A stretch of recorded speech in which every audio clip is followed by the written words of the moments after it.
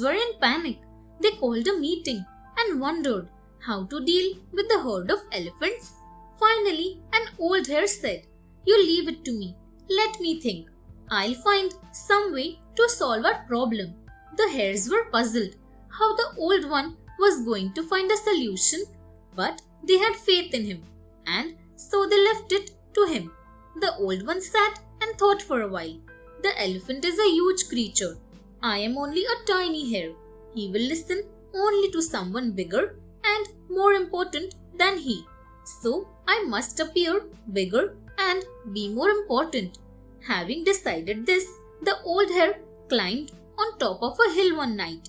He called out to King Elephant, "Sir, I am a messenger from Lord Moon," he said. The elephant bowed to him and asked him what Lord Moon's message was. Lord Moon's messenger. "Lord Moon is very angry, sir," said the old hare. "You have entered his lake and killed the hares. They are the guardians of his lake." This worried King Elephant, who replied, "It was done by mistake, sir. We are very sorry, but we only wanted to drink water and crushed the hares without intending to. What shall we do now?" The old hare said, "You must come to the lake. You will see Lord Moon trembling with rage. There you must apologize to him and then leave the lake forever." That night, the old hare led King Elephant to the lake. The reflection of the moon shivered on the ripples, and King Elephant believed that Lord Moon was trembling with rage. King Elephant apologized, and in a while he left the place with his herd. The hares were delighted. The trick had succeeded when strength could not.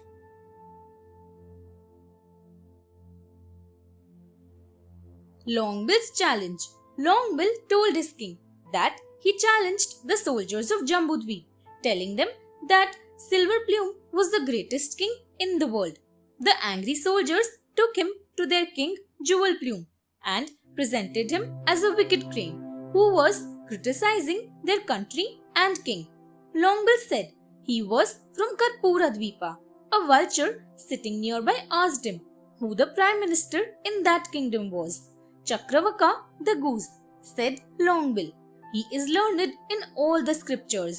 He claimed that the king of Karpuradweepa was the emperor over Jambudweepa as well. This was disputed, and King Jewelplume said the matter would be decided through a war. "Tell your king to prepare for war," said Jewelplume. So Longbill asked him to send his messenger to his master along with him to carry the message of war. The parrot's argument. King Jewelplume appointed a parrot to go with Longbill to Karpuradweepa as his messenger. But the parrot objected. "Sir, I will go," said the parrot, "but not with this wicked crane. It is said that bad things will happen even to good people if we accompany an evil person." The king was not sure if there was any sense in what the parrot said, so he asked him to explain. "Sir, we should not stay with or go along with wicked people," explained the parrot. "It is like the story of the heron who stayed with a crow and a quail who went with a crow. Both were killed, and all because of their association with the wicked crow.